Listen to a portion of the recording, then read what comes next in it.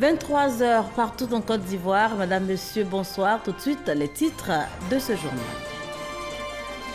Le chef de l'État apporte son soutien à la communauté musulmane en cette période de jeûne. En ce début de mois de Ramadan, le président Alassane Ouattara a offert 772 tonnes de vivres et une enveloppe de 6 millions de francs CFA à l'ensemble de la communauté. La troisième édition du DISCOP, marché panafricain de la création, de la production de contenu audiovisuel, s'est ouverte officiellement cet après-midi. Pendant 3 jours de tables rondes, expositions et rencontres B2B vont meubler l'événement. Et puis au Panama, l'ex-combattant en chef Manuel Antonio est mort à l'âge de 83 ans. L'un des derniers hommes forts de l'Amérique latine, renversé par les États-Unis, est décédé de suite d'une tumeur cérébrale. On commence par les images, ces images que vous verrez tout à l'heure. Le vice-président de la République qui est donc rentré ce soir à Abidjan, Daniel Kablan-Duncan, revient de l'Inde où il participait aux 52e assemblées annuelles de la BAD, la Banque africaine de développement. Notez que c'était une rencontre fructueuse pour la Côte d'Ivoire. Une rencontre fructueuse donc pour la Côte d'Ivoire, cela selon les explications du vice-président Daniel Kablan-Duncan que je vous propose à présent d'écouter. Ça a été des réunions très bien organisées. C'est la première fois que cette réunion se tenait donc en Inde, très bien accueillie et bien organisée. Nous avons rencontré des personnalités de haut niveau, dont le Premier ministre, Modi, et nous avons noté que les coopérations entre les deux pays s'accélèrent, notamment ces derniers temps. À titre d'exemple, on est passé de 210 milliards de francs CFA d'échanges en 2011 à près de 510 milliards de francs CFA actuellement.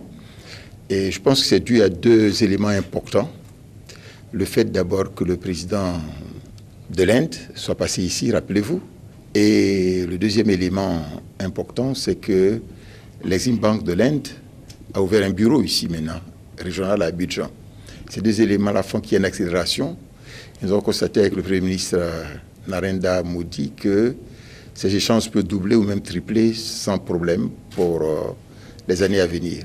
Nous avons rencontré le président d'Afrexim Bank qui compte terminer le dossier relatif au parc industriel du PK24. Ils sont prêts, d'après ce qu'ils m'ont indiqué.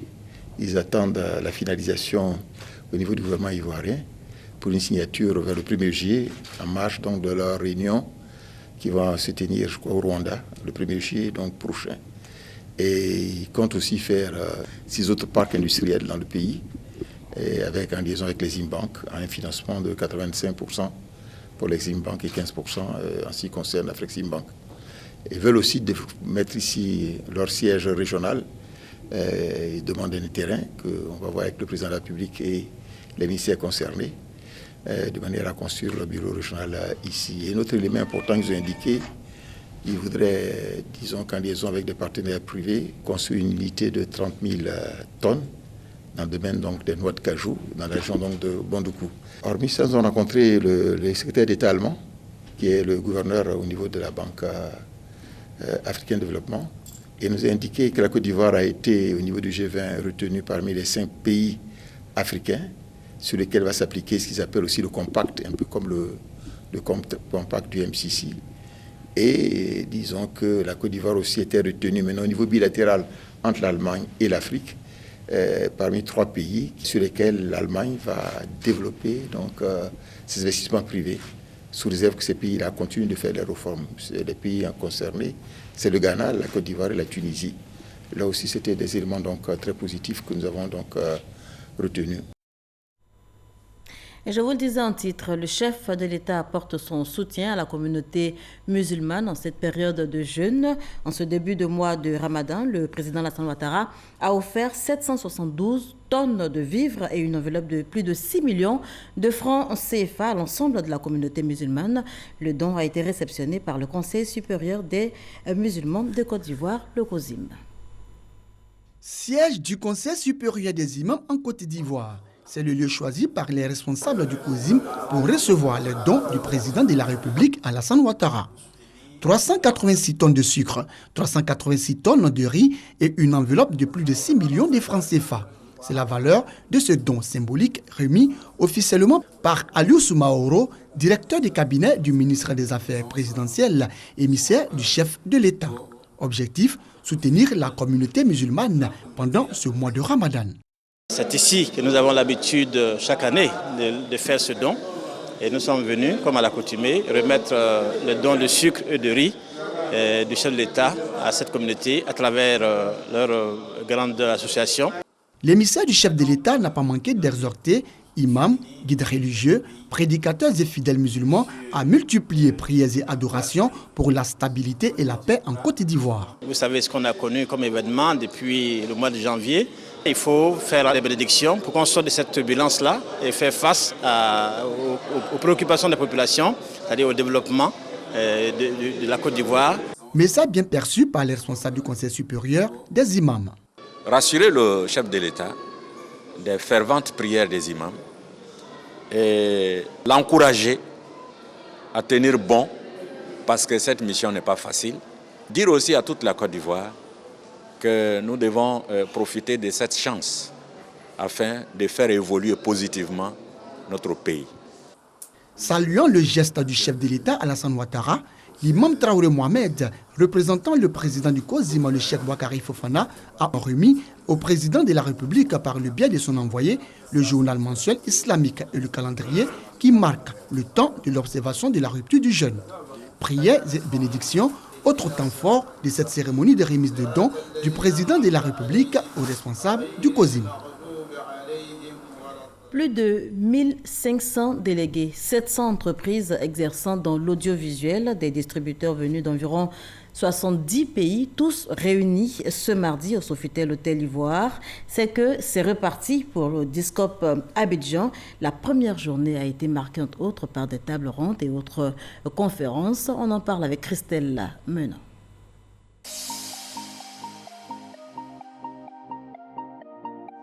Ce matin, au Discop, on s'est posé la question suivante. Comment le numérique peut-il accélérer le développement de l'industrie audiovisuelle en Afrique? Avant d'y répondre, petit état des lieux du numérique dans l'industrie audiovisuelle ivoirienne, notamment dans les activités du groupe RTI. 90 000 abonnés sur les chaînes YouTube du groupe, 1 500 000 sur Facebook et jusqu'à 500 000 utilisateurs de l'application mobile RTI.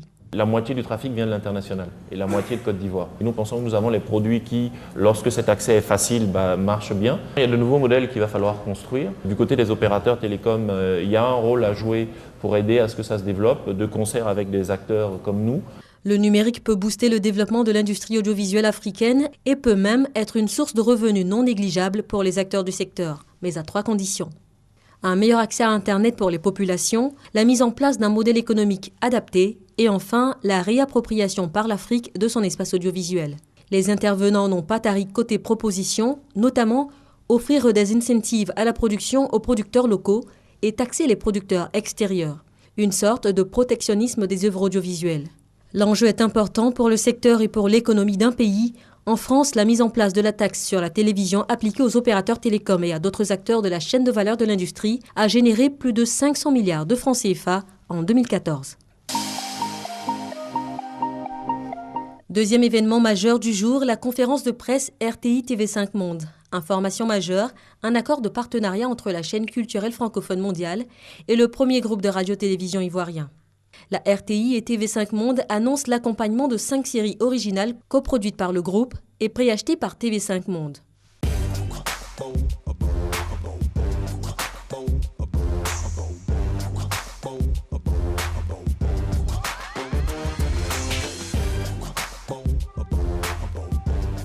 Près de 300 millions de francs CFA déjà investis, c'est environ 20 à 30% du budget total de production de ces 5 séries financées en préachat. C'est une vraie révolution dans l'approche et cette révolution, elle nous permet nous d'investir plus d'argent. Nous avons fait confiance à des jeunes boîtes de production à qui nous avons signé des chèques de plusieurs dizaines de millions de francs CFA. Ces boîtes de production ont respecté cette confiance et nous ont livré des produits qui étaient en qualité à la hauteur que nous attendions. Donc quelque part, c'est pour vous dire le potentiel formidable qu'il y a sur ce marché ivoirien, avec ces talents ivoiriens. Et je crois qu'avec des partenariats comme celui-là, l'avenir est vraiment radieux. Un accompagnement qui va du développement du scénario à la diffusion finale.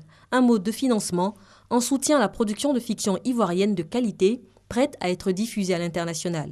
Ce préachat nous permet, nous, par rapport aux coproducteurs et à la RTI, c'est de pouvoir proposer une offre de série originale, déjà d'une part. D'autre part, c'est de concilier aussi la qualité éditoriale et technique et les impératifs budgétaires. 5 productions originales, aux côtés de l'incontournable Akissi Delta. Ils sont 4 jeunes à avoir bénéficié de cet accord de partenariat. La nouvelle génération de producteurs de fiction ivoirienne a pris ses quartiers dans le paysage et convainc déjà à l'international.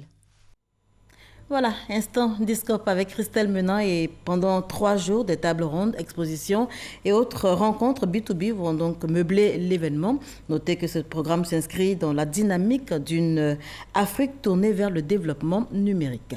Cérémonie d'ouverture avec Franck Quadio. Le contenu de programme audiovisuel au centre des attentions, une tradition pour le marché panafricain de la création et de la production, le Discope. Pour l'ouverture officielle, des professionnels du secteur, notamment des acheteurs de contenu, des promoteurs et des producteurs. Le Discope en 2017 a ouvert dans la dynamique d'une industrie numérique porteuse de développement en Afrique. Cette problématique est encore plus d'actualité au moment où la plupart des pays d'Afrique subsaharienne démarrent leur processus de migration de la télévision, de l'analogique vers le numérique, et où chacun mesure plus qu'avant le potentiel que représente une industrie audiovisuelle nationale forte. Le développement du secteur, une nécessité, l'audiovisuel étant source de richesse. Le Nigeria, par exemple, pèse plus de 3 000 milliards de francs CFA l'année. Pour la Côte d'Ivoire, l'organisation du Discope donc apparaît comme une alternative de choix pour fédérer les énergies. Cela est à notre portée. Du contenu attractif souhaité par tous, l'État ivoirien dans la démarche de la libéralisation du secteur. De l'audiovisuel. Le gouvernement vient de décider de prendre en charge directement la création de la future Société nationale de diffusion qui permettra aux premiers éditeurs désignés, conformément à leur cahier des charges, de lancer leurs activités dans les meilleures conditions. Une première journée du Discope consacrée aux différentes sessions de réflexion, formation et projection de séries prometteuses meubleront les prochaines rencontres. Comment mettre de l'ordre au sein des services financiers mobiles? La question était au cœur d'une rencontre des acteurs du secteur. Il était question d'asseoir une stratégie pour donc améliorer la qualité du service, ce pour le bonheur des consommateurs. On en parle avec Honorine Anigori. Les services financiers mobiles sont des opérations financières effectuées à partir de smartphones ou autres terminaux mobiles de télécommunications. Ces services sont de plus en plus utilisés sur le marché des transactions. J'ai un compte dans une téléphonie mobile. C'est plus sécurisant pour pouvoir faire mes transactions là-dessus. Puis mieux vaut avoir un compte sur son téléphone au moins là pour pouvoir garder l'argent là-dessus. C'est pas trop risqué. Selon les statistiques de l'Autorité de régulation des télécommunications de Côte d'Ivoire, ARTCI, pour l'année 2015, le nombre des comptes mobiles monnaie actifs est d'environ 8 500 000 répartis entre 3 opérateurs de réseaux mobiles et la valeur globale des transactions mobiles est d'environ 4 000 milliards, soit une valeur journalière de 11 milliards de francs CFA. Le taux de couverture de la population en réseau mobile est proche de 98%. Le taux de couverture du territoire en réseau mobile, il est d'environ 83%. Quant au taux de bancarisation auprès des établissements traditionnels, il est d'environ 15%. Un taux relativement bas, selon les experts. Il faut le relever. C'est un écosystème nouveau qui s'agrandit. Il faudrait que nous nous mettons ensemble, tous les deux régulateurs du secteur bancaire et le régulateur du secteur des technologies ici, pour avoir une convergence de vues et de sorte que, bien sûr, les consommateurs puissent être bien protégés. La Côte d'Ivoire a adopté en 2014 deux stratégies. Une stratégie qui est la stratégie nationale d'inclusion financière et une stratégie qui est la stratégie nationale de développement du secteur financier. Et ces deux stratégies mettent au cœur de leurs priorités les questions d'inclusion financière. Et on ne peut pas parler d'inclusion financière sans parler de finances digitales ou de finances numériques. Concernant le taux de régulation de la téléphonie mobile en Côte d'Ivoire, il est de 110%. Au dire du représentant du ministre Bruno Lamadié-Koné, les résultats de ce séminaire constitueront un cadre d'orientation pour la réglementation nationale des services financiers mobiles et numériques. La direction générale du Trésor est à la conquête de nouveaux usagers des banques et établissements financiers de Côte d'Ivoire. Les pouvoirs publics veulent porter le taux de bancarisation à un minimum de 20% d'ici à 2020. Les cibles cette année, ce sont les régions du Gontougo et le Haut-Sassandra. On en parle avec Noël Nyanyou.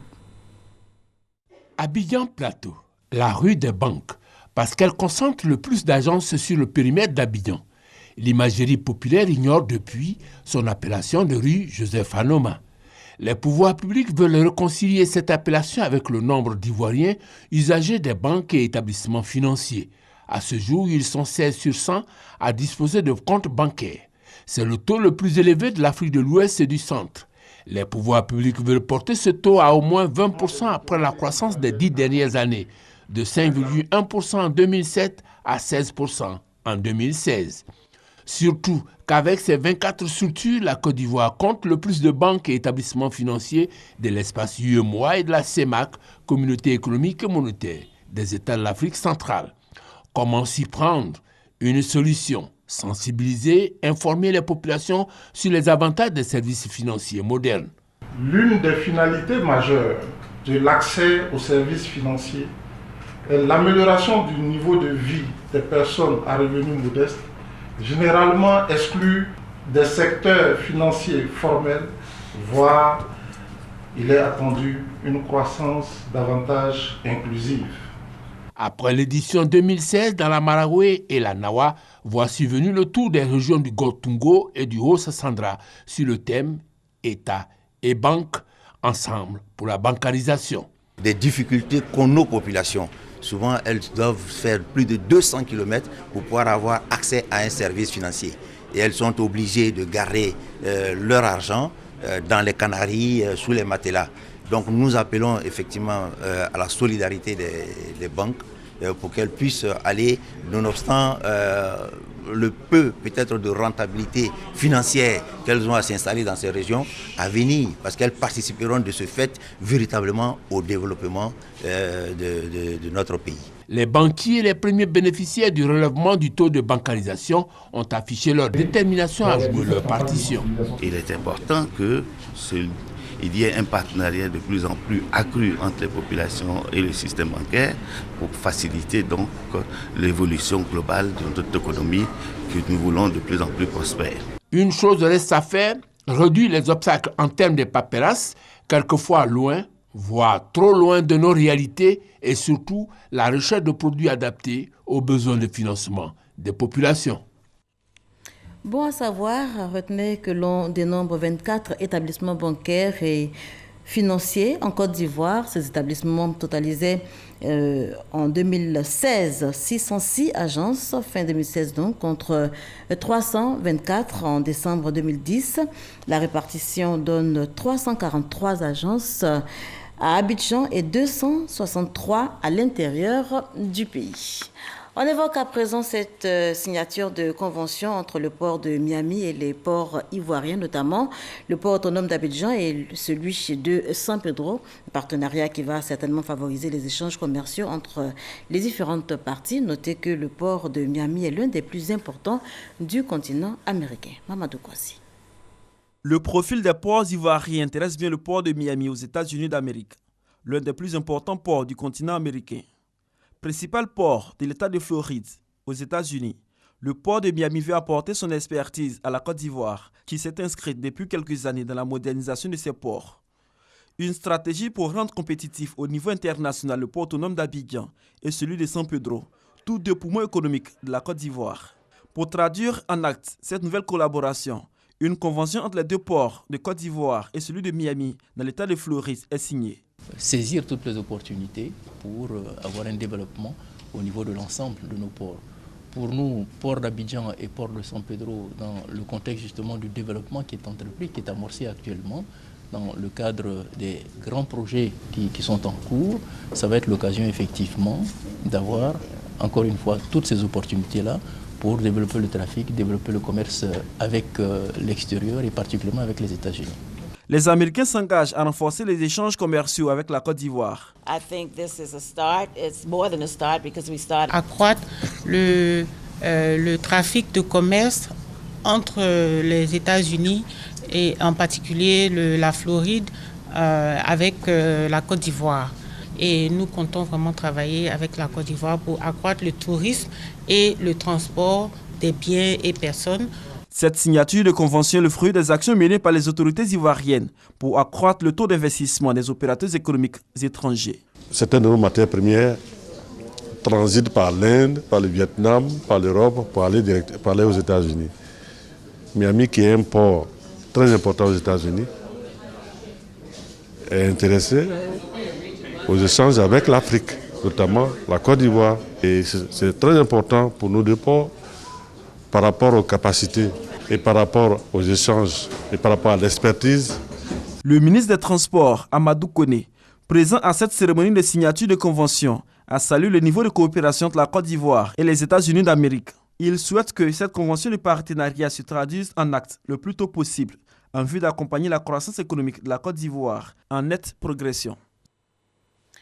Plus que quelques heures pour déposer les armes. Les militaires qui détiendraient des armes ne relevant pas de leur dotation sont tenus de les déposer auprès des commandants des régions militaires de Bouaké, d'Abidjan, d'Aloa et Korogo, ce avant mercredi 31 mai, c'est-à-dire demain, délai de rigueur. À ce propos, on écoute le porte-parole de l'état-major. Communiqué de l'état-major général des armées.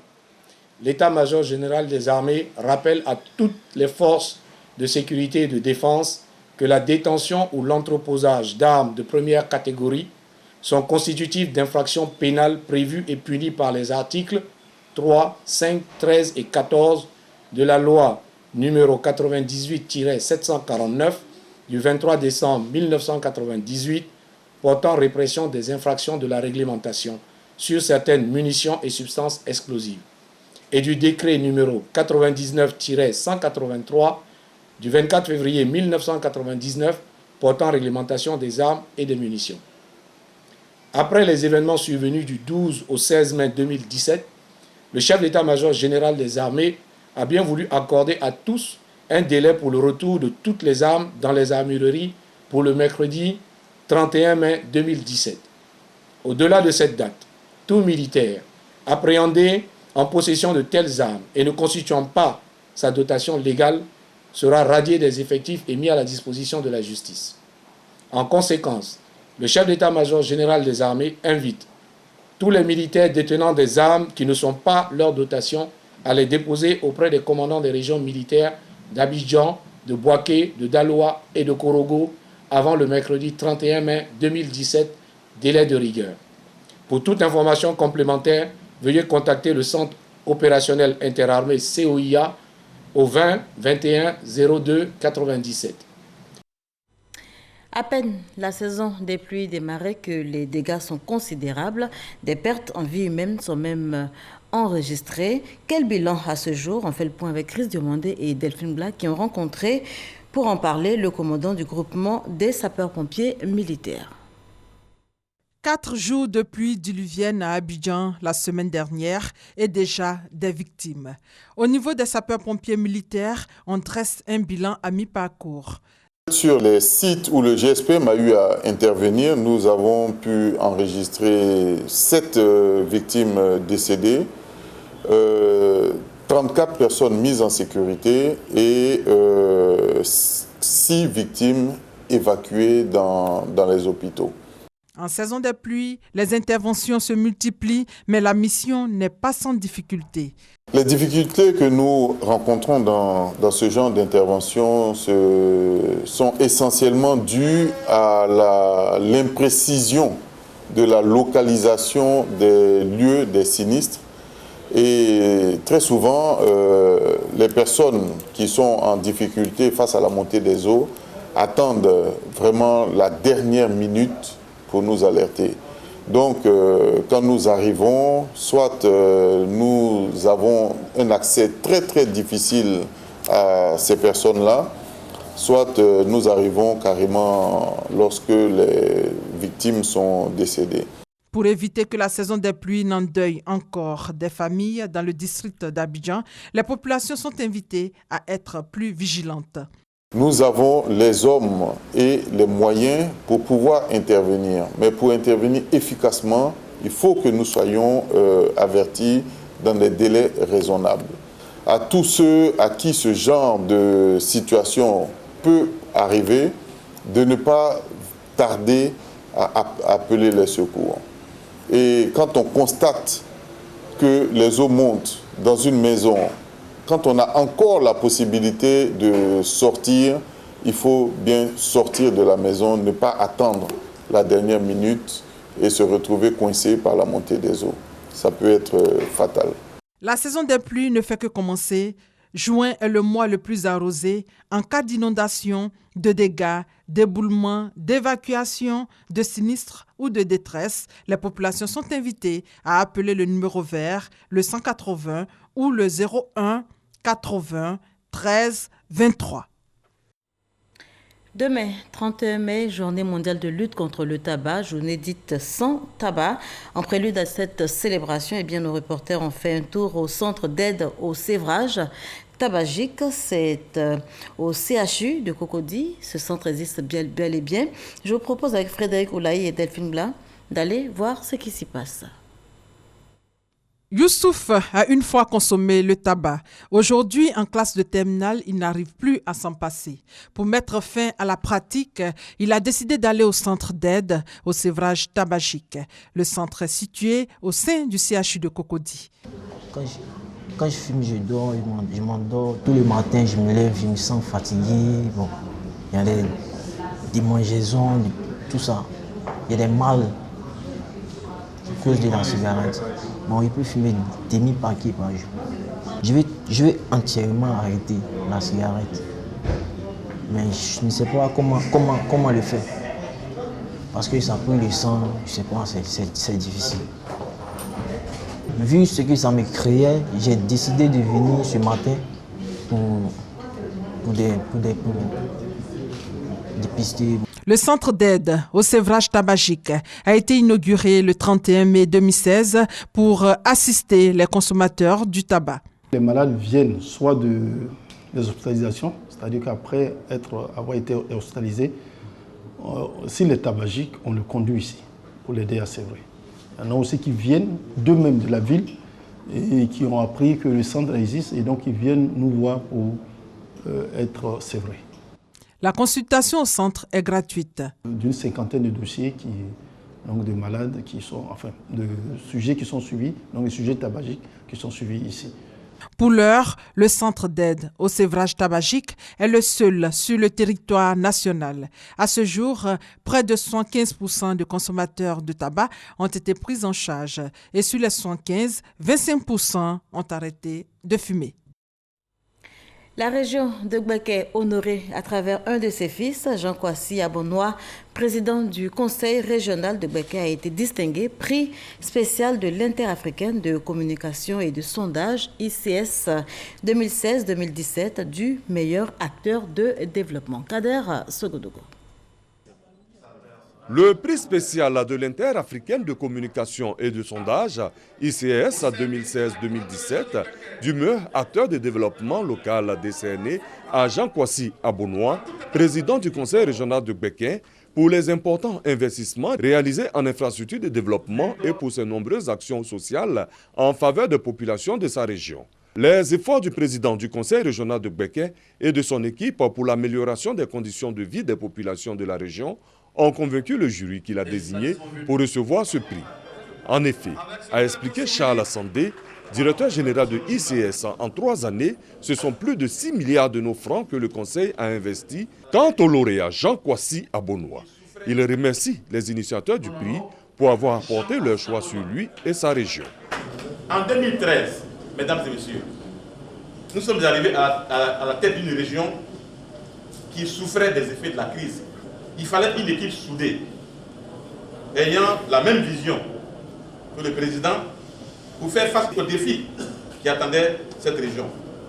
Pour la circonstance, le lauréat a bénéficié du soutien des rois et chefs traditionnels de la région de Gbeke qui ont effectué nombreux le déplacement d'Abidjan. C'est dans une ambiance de fête, avec des prestations d'artistes, chanteurs et de comédiens, que s'est déroulée cette cérémonie. Hors de chez nous, en République démocratique du Congo, vous le verrez en image, le gouvernement autorise les tests de vaccins contre le virus d'Ebola. Le Congo fait face à sa 8e épidémie d'Ebola depuis la découverte de ce virus sur son sol. C'était en 1976. Pour combattre la maladie, eh bien, le vaccin contre le virus sera administré sur toute l'étendue du territoire. Au Panama, l'ex-combattant chef Manuel Antonio est mort à l'âge de 83 ans. L'homme fort de l'Amérique latine renversé par les États-Unis est décédé des suites d'une tumeur cérébrale. Voilà qui met un terme à ce journal. Merci de nous avoir suivis. N'oubliez pas, rien de beau ni grand ne se fait sans passion.